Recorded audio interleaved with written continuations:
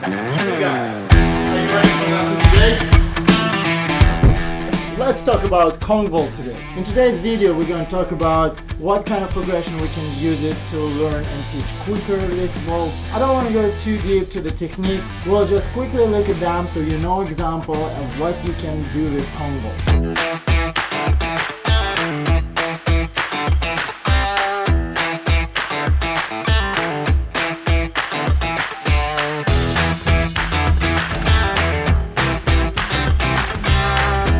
The other name you might heard about Kong vault is a monkey vault. Monkey vault is a really old name, nobody uses it anymore, and usually it was when you do the vault over the thin obstacle or over the bar. And in the countries and cities who speak French, most popular name for the Kong vault is cat pass. I think Kong vault is most variable and official vault to get over the obstacle without losing the speed or power of your jump. Let's start with the Kong vault on the floor. Start in push-up position with slightly bent knee. One of the floor variation will be to keep hands on the line during the takeoff and get a push down and back from arms to create a space for feet. Legs must go between arms. So the goal is pass two lines where your hands were. Personally, I don't really like this progression on the floor. I find a lot of kids struggling with this, and they, instead of jumping on the hands, they just jumping like a frog straight up. The second variation of the Kong on the floor, I prefer more. I call it sometimes frog jump with feet together or cheetah jump. Draw two lines on the floor or use the French fry. It's helped me to explain my students where they should have to keep their feet and where they're going to place their arms.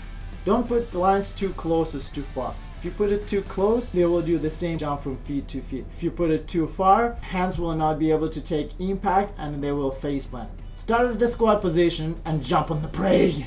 Don't forget to tell your students they have to use their arms to push up, but it's not actually elbow push, it's more shoulder push. So the push is going down and backwards. For young students, try to explain to them that their body should look like a rainbow. Now I would like to focus more on two variations or two techniques of the Kong vault. In our program for our students, we explain two different variations of the Kong vault. One is a dive Kong, is to clear the gap before the obstacle, and takeoff is to clear the gap after the obstacle. Most of the time people call takeoff, I think, cat pass, and dive Kong, they don't call dive Kong, it's just Kong vault. Kong up on the block. It helps the students understand the takeoff Kong. If you find that your student has the same problem with using arms to push up, usually it's because they're standing too close to obstacle. To better understand them, always use visual variation. Draw the line on the ground, maybe put the block or a French fry, and show them where they should start, on the block or before the line, and that will help them to actually lean forwards to the block and use their hands. The goal in this progression is to land on the block as far as possible. Now when they learn how to clear the gap and land on the feet, all you need is to turn the block. A very important step in takeoff Kong is to start lower and take off like an airplane and push the block down and back on your way up to get the extra boost. Kong down of the block. Really helpful to understand dive Kong. Same as we did with Kong on the floor, but now we have much more time to bring your legs between your arms. I like this progression even though it's hard and scary for kids, but it teaches them to get used to its dive Kong position. It's not a dive on the block, it's dive over, and you feel like you are going to face plant. Your hands will push the block down and back. Try to keep your feet higher and tuck after you push off your hands. If you do it too early, you will stumble. In my opinion, most favorite Kong is a dive Kong. It feels like you're flying. My favorite progression to teach dive Kong is to put two blocks nearby and put something like a French fry on the top of this block and just let the student dive over.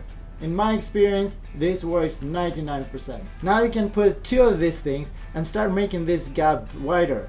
Now you guys know how to do two different variations of Kong vault. Please don't forget to subscribe to my YouTube channel and Instagram, and will give me opportunity to provide you more information about parkour, calisthenics, and healthy training.